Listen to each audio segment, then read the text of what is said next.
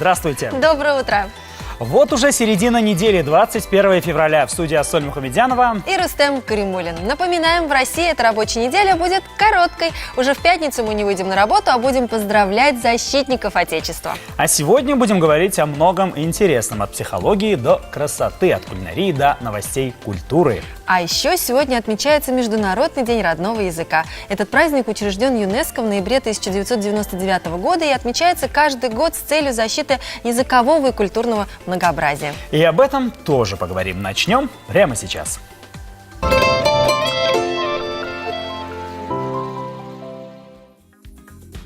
Как разглядеть одаренность в ребенке? Советы родителям. Приятного аппетита! Готовим тирамису к празднику. На заметку. Универсальные методики «Как полюбить себя». Мы начинаем нашу программу с очень полезного сюжета. Дети. Каждый из них одарен и гениален. По крайней мере, так думают многие родители. Как разглядеть таланты детей? Всегда ли его успехи в школе говорят об отсутствии способностей? Давайте посмотрим вместе.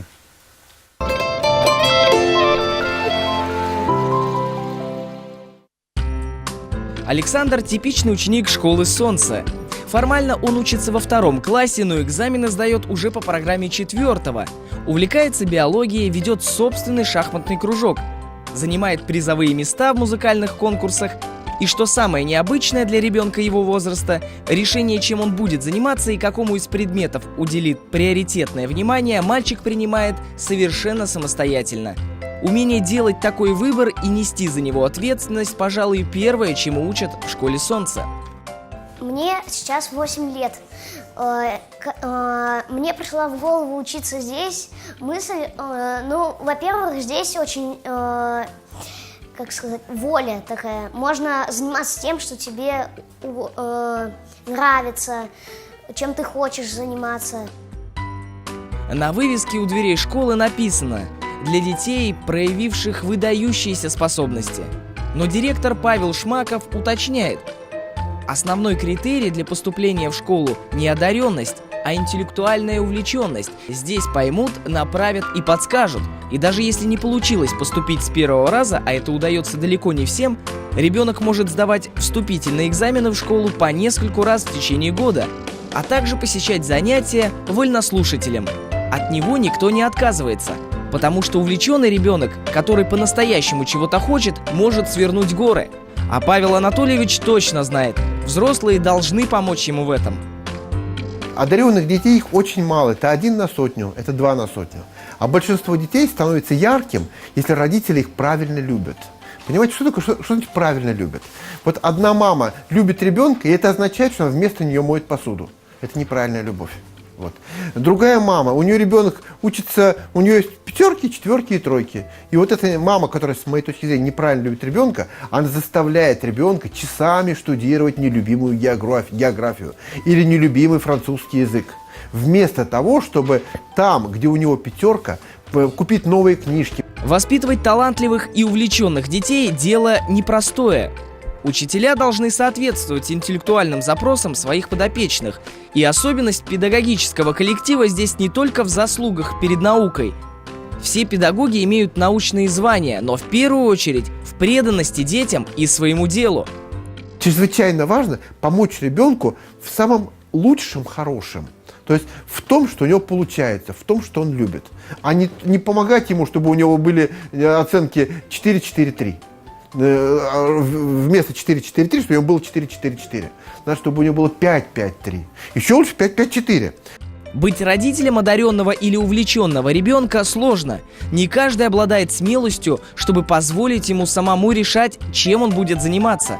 Сложно заставить себя закрыть глаза на тройки в табеле, а еще принять факт, что этот еще совсем маленький человек должен лично столкнуться с ответственностью за свой выбор. Но это необходимые шаги воспитания одаренной личности, живущей осознанно и свободно. Здравствуйте! У нас в студии первый гость. В День родного языка мы беседуем с Татьяной Бочиной, профессором Института филологии и межкультурной коммуникации имени Льва Толстого. Доброе утро! Доброе утро! Татьяна Геннадьевна, Скажите, правда ли, что в России стремительно падает вот, грамотность населения? Я бы не стала так смело утверждать, потому что многие источники не подтверждают это мнение. Если иметь в виду, что безграмотный – это человек, не умеющий читать и писать, то в нашей стране больше, чем 99% людей грамотных.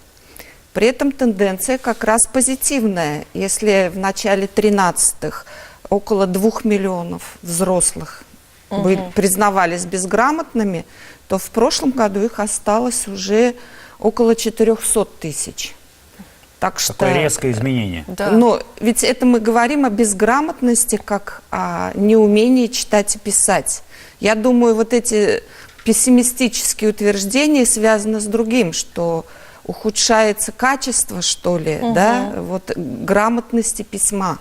Да, вот, кстати, давайте о детях поговорим. Да, почему все больше безграмотных детей? В чем суть проблемы? Это все-таки пробелы в образовании или ситуация в семье на это влияет? Я думаю, здесь и то, и другое, и третье еще, да, возможно, есть. Наверное, потому что все-таки стали меньше читать. А раньше говорили, кто много читает, тот, как говорится, врожденной грамотностью обладает. Да.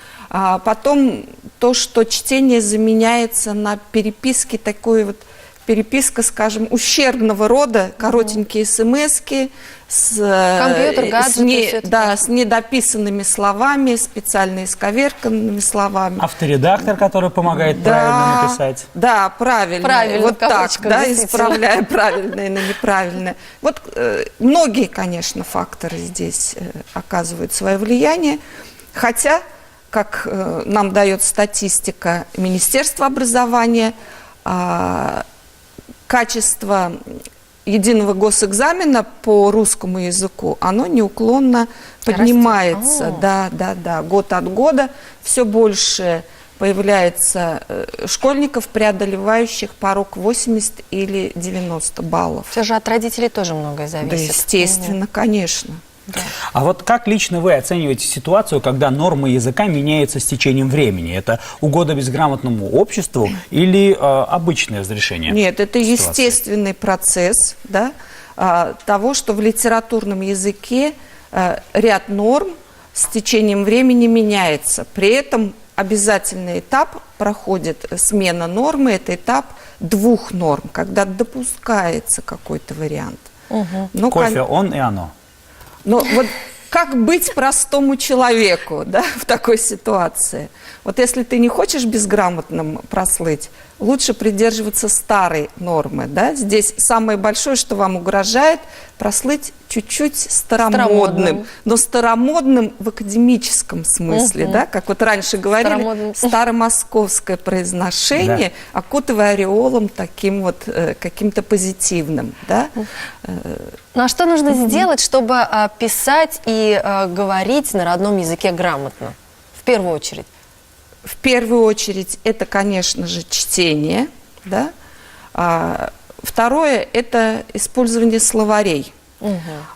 Ведь в век информации все знать невозможно, главное знать, где посмотреть правильно, Конечно. где снять эту информацию. Да. И, кстати, вот ученые говорят о том, что в России 40% взрослых еженедельно пользуются словарем. Причем лишь там 70% делают это в учебных или в рабочих целях. То есть достаточно большой процент людей делают это из любопытства, любознательности, изучения. Самосовершенствования. Нет, не изучения, а вот внутренняя потребность все-таки не ляпнуть что-то другое, что-то неверное, да, в эфире или просто в какой-то другой ситуации. Согласна. Знаковой. Ну что ж, спасибо вам большое за такую занимательную беседу. Всего вам доброго. Приходите к нам еще. Спасибо. И вам спасибо. И я хочу все-таки всех поздравить с праздником, ведь это праздник всех родных языков. И неважно, на этом языке говорит 100 тысяч населения или миллионы. Главное помнить язык матери, как это в татарском анателе, да, или язык своей родины, своего народа. И грамотно на нем говорить и писать. Безусловно. Мы также вас поздравляем с праздником и прервемся сейчас на рекламу. Не переключайтесь, мы скоро вернемся.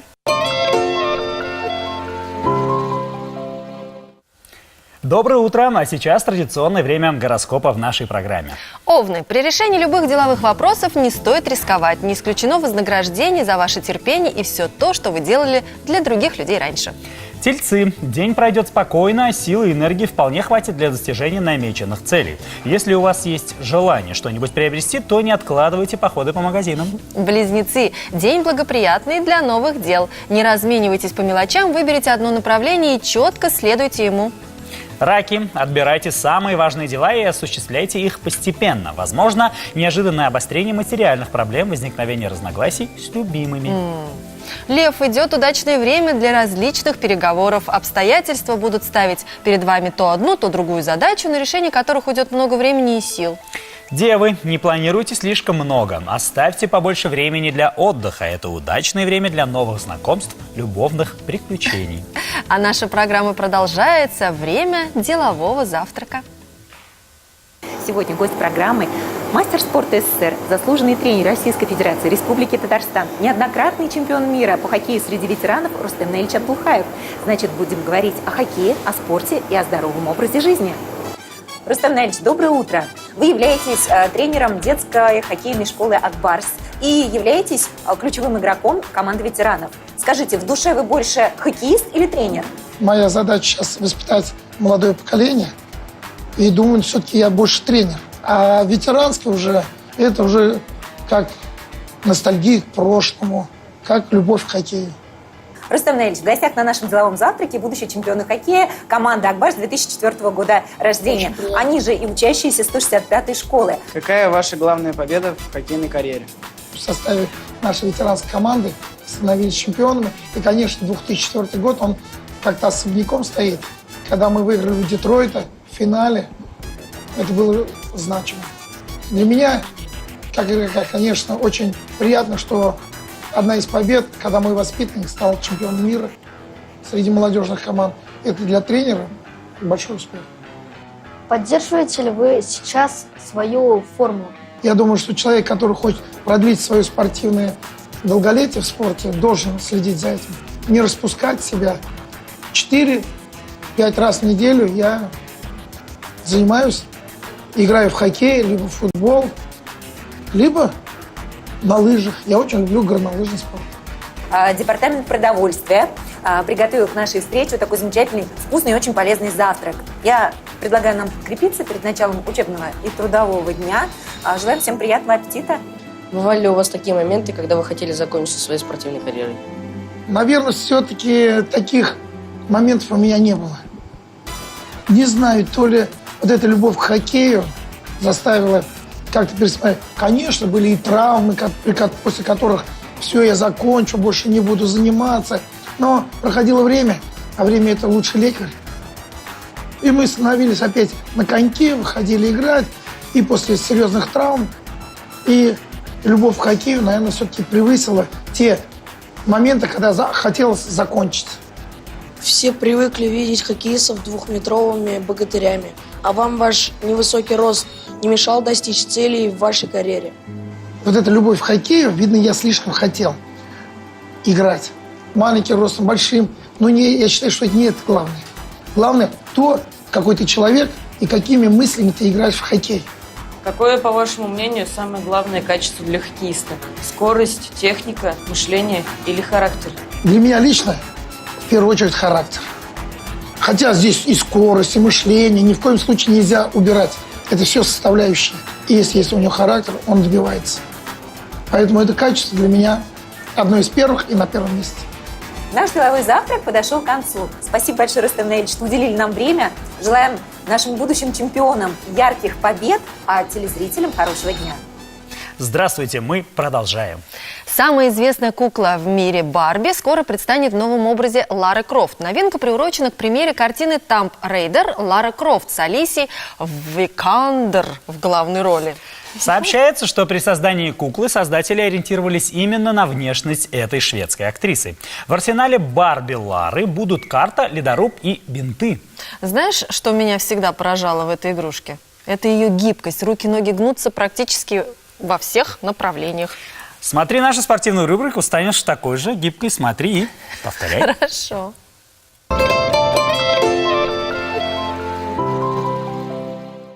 Пилатес укрепляет мышцы спины и делает их более эластичными, что снимает значительную нагрузку с позвоночника, делает осанку грациозной, а спину здоровой. Плавание. Исходное положение на животе. Копчик подкручен. Оторвите верхнюю часть корпуса и ноги. Голову не запрокидывайте. Чувствуйте мышцы спины. Начинайте осуществлять трение ногами и руками, имитируя мелкий кроль.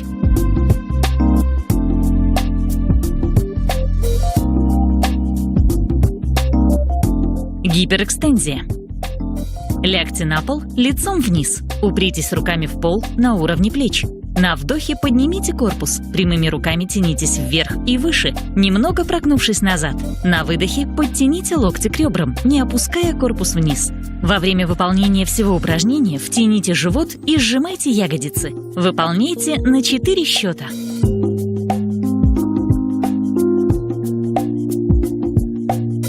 Ныряющий лебедь.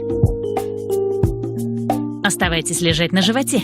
На выдохе поднимитесь на прямых руках, немного прогнувшись назад.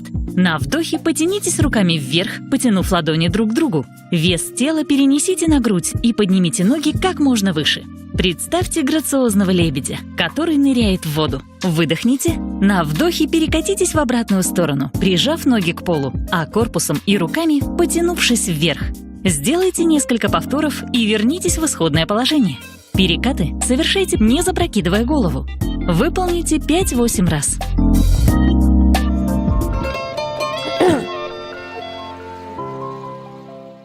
А сейчас напомним всем нашим зрителям, что скоро праздник, День защитника Отечества. Поэтому наши юные эксперты рассуждают о том, какой он настоящий мужчина.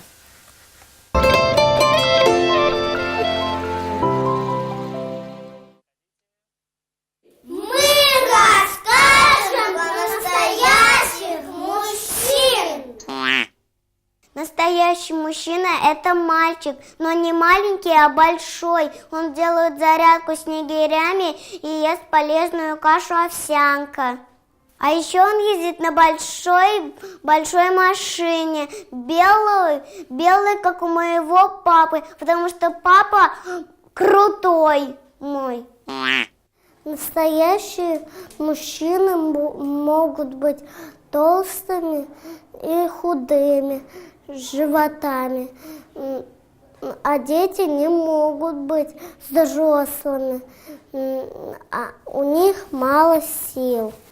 Он может стать полицейским, каратешником и боксером. Настоящий мужчина должен подкидывать дрова в печку, ходить на работу, зарабатывать деньги и приносить вкусняшки. Настоящий мужчина похож на моего папу. Он защищает меня от медведя, от волка, от лисы и от большого монстра зомби. Настоящие мужчины – это рыцари. У них есть шлем, доспехи, меч, они дерутся с врагами. Потом залезают на башню и становятся с принцессой и принцем. Он должен ходить на карате, на бокс, на самбо. А еще он должен смотреть преступнику в глаза, не смеять, а то все твои силы потратятся на детский смех. А еще он должен немножко ходить в армию. Настоящий мужчина должен быть большим, и у него должна расти усы и борода. И он еще ездит на машине, а у мальчика нет своей машины. И без прав ездить нельзя, а то тебя могут поймать и посадить в клетку. А еще настоящий мужчина должен рубить дрова и делать из них стулья и лесенки. Конец. Доброе утро, вы продолжаете смотреть программу «Здравствуйте». В нашей студии очередной гость Рима Идрисова, начальник отдела экскурсионной работы музея-заповедника «Казанский Кремль». Доброе утро. Доброе утро. Доброе утро. Рима Раифовна, что приготовил Казанский Кремль на февральские праздники? Ну, февральские праздники – это понятие такое растяжимое, потому что сегодня Всемирный день экскурсовода, поэтому, пользуясь случаем, хотелось бы поздравить всех экскурсоводов города Казани, их более 600. И потом следующие у нас праздники – это 23 февраля, и в этом году мы ждем большой наплыв туристов, потому что будет 3 дня выходных, вот, и поэтому экскурсоводу будет горячая пора, поэтому, конечно же, им здоровья, счастья и хороших… Терпение. Да, терпение. Ну, а потом они будут создавать образ нашего города вот в эти праздники. А пользуясь случаем, хотелось бы в Казанский Кремль пригласить не только иногородних наших туристов, которые приедут, будут действительно наслаждаться нашим городом, но и наших казанцев. И мы, естественно, приготовили для них определенную программу. И традиционно казанцы не ходят по музеям, не ходят на экскурсии. Мы так все знаем, мы тут живем. Да, вы все знаете, Рустем, все живете. А вы знаете, например, высоту минаретов мечети Кул-Шариф? Да, я знаю высоту, они очень высокие. Замечательная цифра, очень конкретная цифра. А еще вы знаете, сколько у нас лампочек в люстре мечети Кул-Шариф?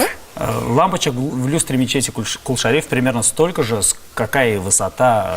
Нет, чуть побольше, чуть побольше. Чуть побольше. Чуть побольше. А, Соль, я вот, пользуясь случаем, хочу все-таки, чтобы вы, своих мужчин, которых здесь очень много в студии, тоже пригласили на экскурсию по Казанскому Кремлю. Обязательно приглашу всех. Вот, и поэтому у меня, например, когда подруга пригласила своего любимого человека на экскурсию по городу, была действительно удивлена и потрясена, какой у нас интересный город.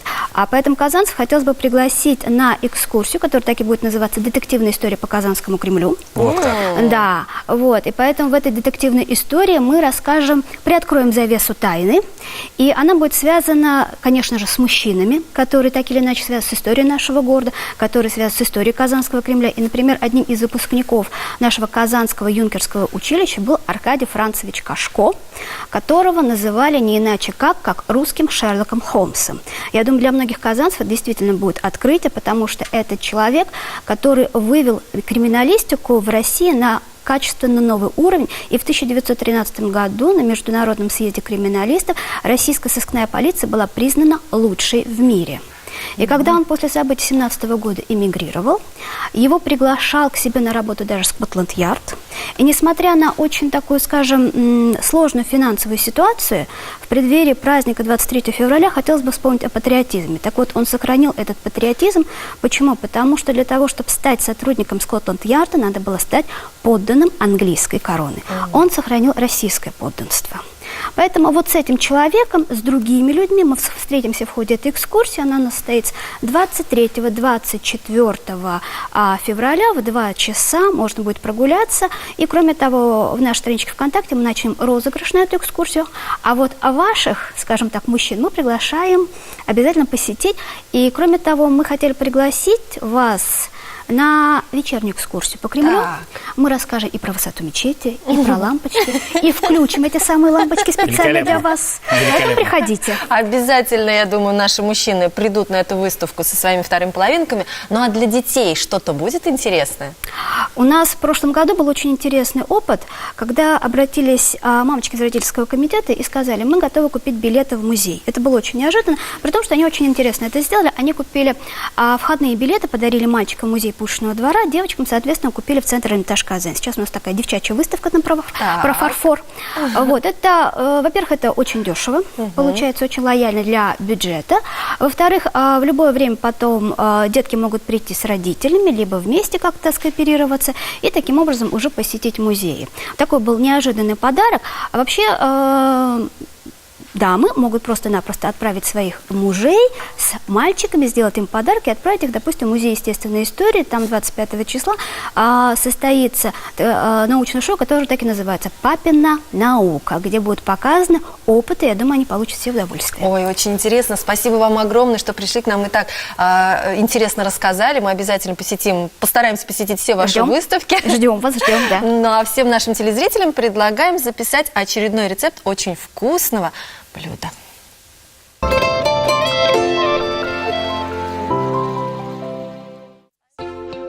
Для приготовления тирамису возьмите 250 граммов сливочного сыра маскарпоне, 8-10 печений савоярди, 50 граммов сахара, 125 миллилитров крепкого сладкого кофе, 2 яйца, 1 столовую ложку какао.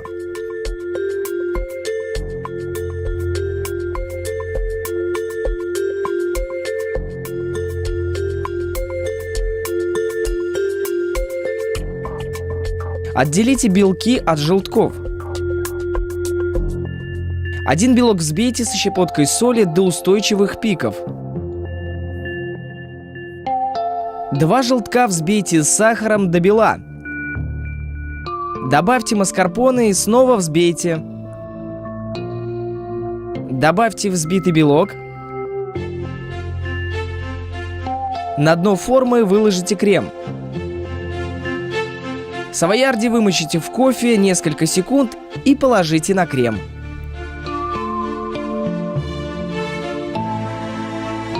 Повторите слой крема и печенья.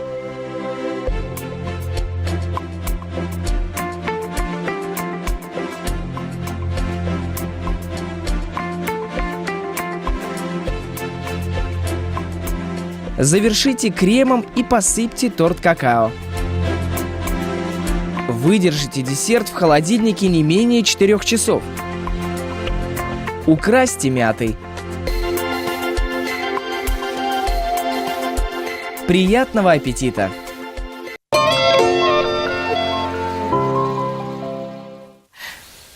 Доброе утро! В нашей студии настоящие мужчины, еще и талантливые. Андрей Мерзликин, актер театра и кино, Алексей Барыкин, режиссер.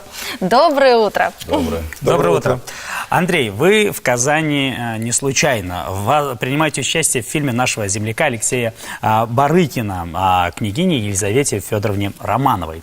Чем вас увлек Алексей? Ну, в первую очередь, то, что это опытный, большой профессионал в своем деле, это намного важнее. В первую очередь, потому что важно, с кем ты собираешься работать. Тема серьезная, просто так мы не соглашаемся, всегда думаем, куда идем, зачем идем, внимательно изучаем сценарий. И, конечно, важна личность режиссера, личность автора фильма, потому что любой документальный фильм – это авторская позиция. Уж я думаю, что все-таки тема тут важна, уж не Так я говорю, любая важна тема, но смотря кто ее исполняет. Все-таки это Елизавета Федоровна, главное, что это тема. Да, ну вот как вам кажется, в чем главная заслуга княгини перед Россией? Я думаю, что как раз основные плоды будут ясны сейчас, спустя уже какое-то время, даже уже, скажем так, ровный век прошел с тех печальных событий. И не зря мы к этим событиям возвращаемся, потому что есть возможность переосмыслить.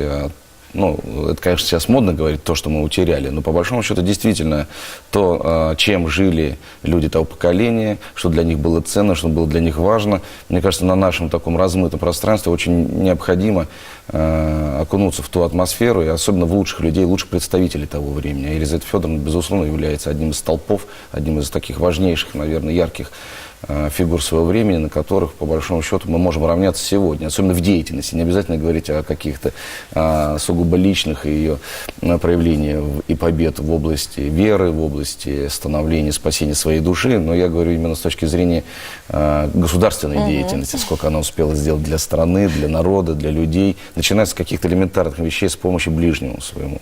И как бы всегда это звучит пафосно, помоги ближнему своему, но это иногда доводит до таких крупных плодов, когда мы можем говорить о Марфо-Мариинской обители уже как не просто неком подворье, где делают добрые дела, а как большому государственному. Даже был план у нее, жалко, не смог воплотиться. Она хотела, чтобы в каждом городе было такое подворье, и это была бы такая большая система помощи целой стране. Да. Алексей, наверное, многие удивятся вашему выбору. Княгиня, Романова и Казань. Чем они связаны? Но связывает ее много, она здесь много была, у нее здесь был духовник Гавриил Седмиозерный, это, Седмиозерная пустыня недалеко находится от Казани. А вообще она приняла, у нас сейчас строится храм на месте, где была найдена икона Богородицы Казанской. Вот в этом храме, в прежнем, который был разрушен, она обустраивала подземную часовню как раз на месте обретения. В общем, достаточно много, что ее связывает с Казанью.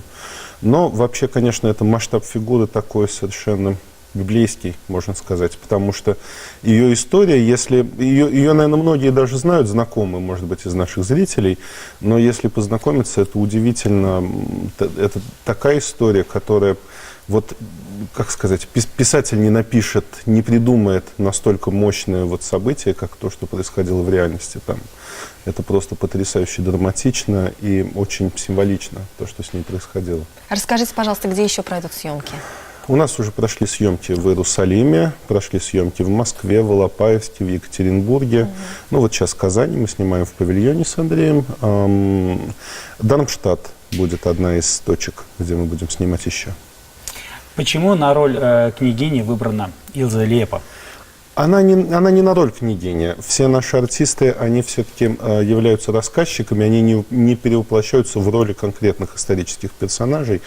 Но Илза Лиепа, она очень хорошо подходит по образу, передает этот образ Елизаветы Федоровны чем-то. Потом их даже просто много объединяет, потому что Лиепа, она ведь, можно сказать, из протестантской традиции сама, она крестилась тоже с именем Елизавета, она очень много, очень увлечена этой темой, много исследовала. То есть это для нее не просто роль, это для нее такой некий жизненный поступок важный. Я думал, что это знак, мимо которого просто нельзя было пройти, и я ее выбрал и очень доволен. Это, изначально нас познакомил Николай Бурляев, но это было, думаю, что счастливое знакомство. Да. И такой, наверное, вопрос. Не боитесь ли вы конкуренции вашего фильма об Елизавете Федоровне с Первым каналом? Я думаю, этот вопрос можно адресовать нашим гостям. Я думаю, что я чуть-чуть так амбициозно скажу. На сегодняшний день бояться конкуренции с Первым каналом точно не надо, потому что, по большому счету, общий уровень производства любого контента ТВ настолько высок на каждом канале, что это уже Первый канал должен бояться. Более того, Первый канал давно не является вершиной чего-то такого, чего мы должны были бояться. Последний год, наоборот, Первый канал показывает, как немножко сделавший шаг назад. Мы год смотрели про Шурыгина и про Джигарханяна, что, если честно, кнопку номер 1 я обхожу стороной, как канал, который, по большому счету, не показывающий нам, как не надо. Конкурент. Да. Вы, наверное, знаете, что мы говорили с Безруковым по поводу участия в фильме, да? И он сказал, что я как раз снимаюсь на Первом канале в этом фильме. Насколько я знаю, по так сказать, то, что там в Елизаветинско-Сергиевском обществе сказали, его консультируют там. Он играет Феликса Юсупова. То есть они все-таки, это игровой фильм, они перевоплощаются в роли. Он не захотел, участвовать в двух проектах на одну и ту же тему одновременно. В данном случае, как Бог даст. Думаю, что как оно складывается, так оно должно быть.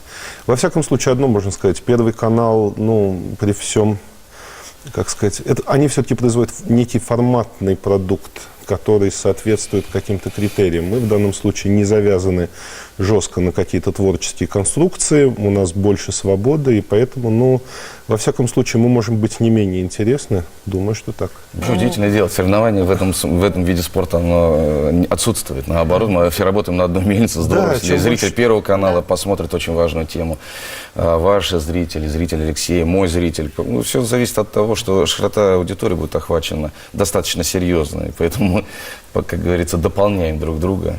Чем больше на эту тему будет снято, тем лучше, наверное. Это прекрасно, действительно, грандиозная работа вами выполняется. Мы желаем успехов творческих вам в вашей работе. Я думаю, что казанские съемки для вас пройдут довольно хорошо и легко. Я думаю, уже успели и город посмотреть. Да, Алексей сделал потрясающую экскурсию. Я нахожусь под глубоким впечатлением. Вчера даже минут долго звонил супруге и рассказывал, что тебе нужно обязательно сюда приехать вместе со мной. Добро пожаловать в наш город. Рады были с вами побеседовать.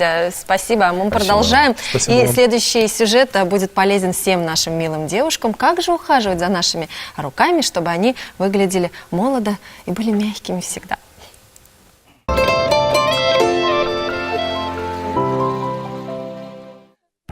Кожа рук требует не менее тщательного ухода, чем кожа лица. От воздействия внешних факторов использования моющих средств кожа грубеет, становится сухой и дряблой. На помощь придет очень приятная и полезная процедура – парафинотерапия. Сначала мы проскрабируем ваши ручки, чтобы убрать наш ороговевший слой.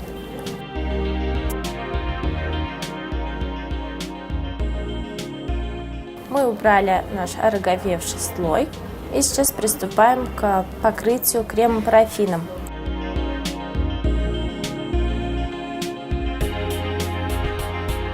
Так как сейчас зима и у нас на улице очень сухой и холодный воздух, сушит нашу кожу. Наносится толстым слоем, покрывается как маска, как перчатка. При нанесении на кожу парафин начинает прогреваться. В результате поры на коже расширяются, на поверхность выходят токсины, очищается кожа и лимфа. Крем-парафин – это более щадящая процедура, поэтому противопоказаний практически нет. Уменьшаясь в объеме, парафин действует разглаживающе на кожу, снимает отеки. Состояние кожи рук и ногтей улучшается, они меньше расслаиваются, перестают быть ломкими, происходит регенерация кутикулы. И у нас есть такие электроварежки, которые позволяют в течение всей процедуры держать руки в тепле. Это нужно продержать минут 15-20. Из-за того, что происходит такой парниковый эффект, у нас поры раскрываются, и парафин проникает глубоко под кожу и увлажняет, соответственно, более лучше, чем просто какие-то увлажняющие крема. Поначалу процедуру лучше делать в салоне красоты, а потом, набравшись опыта, переходить к самостоятельному использованию парафина в домашних условиях. Парафинотерапия рук дает очень хорошие длительные результаты, поэтому внесите ее в список обязательных процедур по уходу за руками. Наша программа продолжается. Новые выводы ученых-психологов. Женщинам больше свойственен перфекционизм. Они долго думают, анализируют, доводя сделанное до совершенства. И все бы хорошо, но все это в комплексе дает обратный эффект. Нерешительность, а современный мир не любит ждать слишком долго. Ценится прежде всего время. Что делать женщинам? Психологи уверяют, учиться быстро, проваливаться, то есть принять несколько решений, внедрить в жизнь каждое, затем быстро понять, какое из них работает, и отбросить остальное. Еще больше психологических советов в нашей следующей рубрике.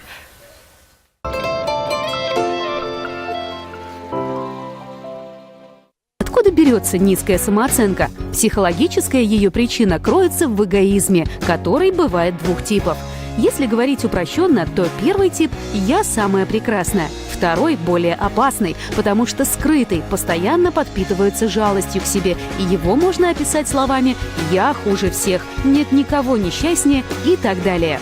Надо приложить максимум усилий, чтобы изменить такое направление мыслей. Важно понимать, что пониженную самооценку не стоит искусственно поднимать. Вы должны сосредоточиться на том, чтобы сделать ее адекватной, реальной и обоснованной.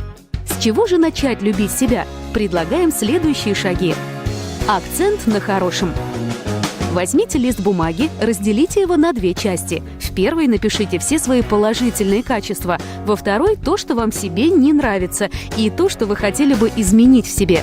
Затем тщательно зачеркните каждое слово в списке с отрицательными качествами. Оторвите эту часть листа и уничтожьте любым способом. Разорвите на мелкие кусочки, пустите по ветру, сожгите.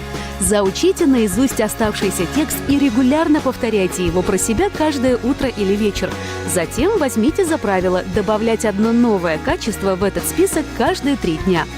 Не сравнивайте себя с другими. Вместо этого всегда сравнивайте себя с собой, той, какой вы были вчера.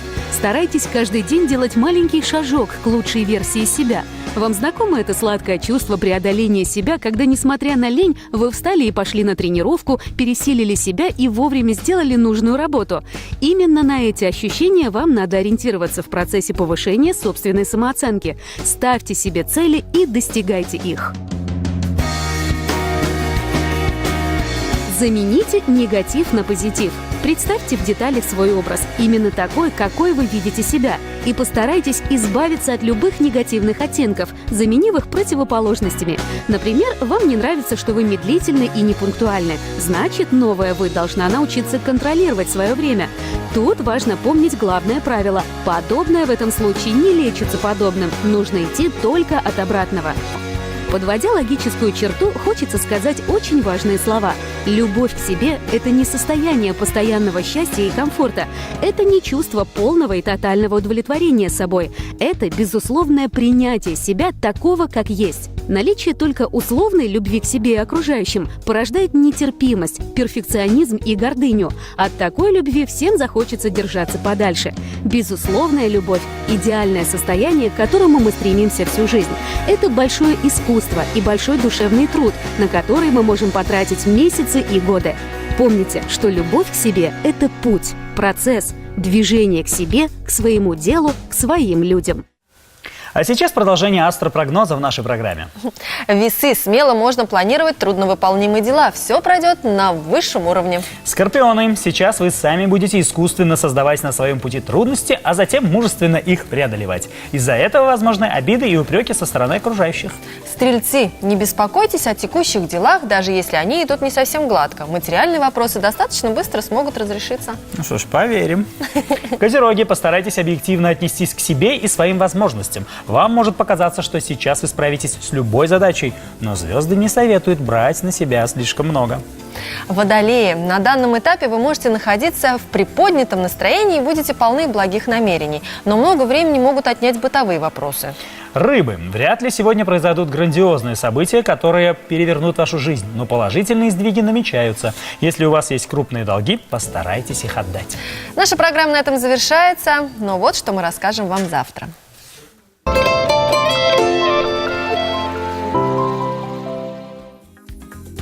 Припарковаться без проблем. Секреты профессионалов. Приятного аппетита! Несложный рецепт в вашу кулинарную копилку. Мамам о детях. Полезные советы всем родителям. На этом наша программа завершается, но завтра в 8-10 утра мы ждем вас у экранов телевизоров, и будет много интересного и полезного, как всегда. С вами были Ассоль Мухамедзянова и Рустем Каримулин. Если вы хотите посмотреть повторы наших программ, ищите нас на сайте www.tnv.ru, а также мы есть в YouTube, и подписывайтесь на нашу группу ВКонтакте. Спасибо всем за внимание, отличного дня, до скорой встречи на ТНВ, мы вас любим. Всем пока!